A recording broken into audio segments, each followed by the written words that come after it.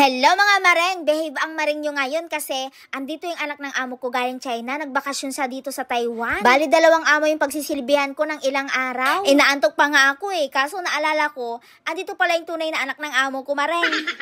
Kaya maaga ako nagising ngayon. Syempre, behave nga Hindi pwedeng tanghali gumising. Kung dati alas 8 na ako bumabangon, ngayon inagahan ko na, mareng, 7:30. O diba, behave ang mareng nyo? Syempre, kailangan natin magpakitang gilas. Tulad ngayon, nagpapakitang gilas ako, mareng. Hindi pa ako umaakyat nito sa taas para maglinis kasi nga tulog pa sila. Kaya ang una ko nilinisan ay dito sa kusina. Para kapag nakita ng anak ng amo ko na makintab tong lababo, baka madagdagan yung ilalagay niya sa humpaw ko, mareng, sa Chinese New Year. Uy, mareng, matagal pa ang Chinese New Year. Madalang din kasi magbakasyon yung anak ng amo ko dito, mareng. Kaya pag nandito siya, behave ang mareng nyo. Mabait naman yung anak ng amo ko, mareng. Kung gaano kabait si Donya, mabait din yung anak niya. Kaya dapat magpakabait din si mareng.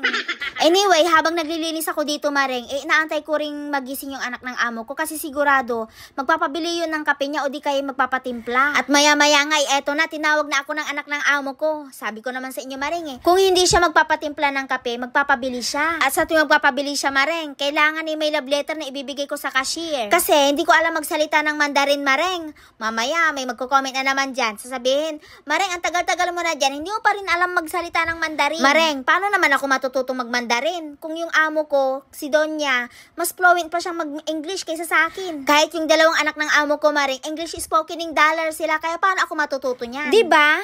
Anyway, eto na nga, bago ako maglinis sa taas kanina, nagsalang ako ng labahan. At nung tapos na ako maglinis, ngayon naman magsasampay naman ako. Medyo marami yung labahan ko ngayon kasi nakakalimutan ko maglaba, mareng. Yung damit ko sana yung lalaban ko ngayon. Ang kaso pagkatingin ko sa basket ni Donya, mas marami pa pala siyang damit na labahan. Kaya eto, inuna ko munang labahan yung mga damit niya. Ang cute na mga damit ng amo ko, mareng, tignan niyo naman. Mahilig talaga si Donya sa cartoon characters na printed sa damit. Eto pa, mareng, o diba? Ang cute, parang ako lang. Charis! Ang sarap talaga sa pakiramdam, no? Yung walang laman yung basket na labahan.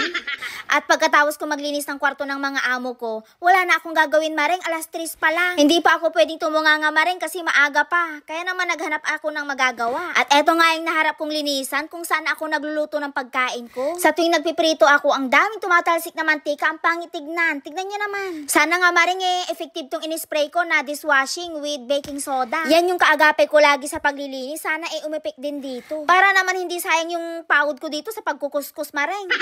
Ang dami kong pagod ngayon, mareng. Nakakapagod magpanggap na masipag. Hindi kasi umalis yung mga amo ko ngayon, mareng, kaya hindi ako makapagayahay. Kailangan oras-oras may ginagawa ako. Bisi-bisihan ba? Charot lang. Alangan naman na puro kuskus tayo, mareng. Siyempre, dot-dot din pag may time.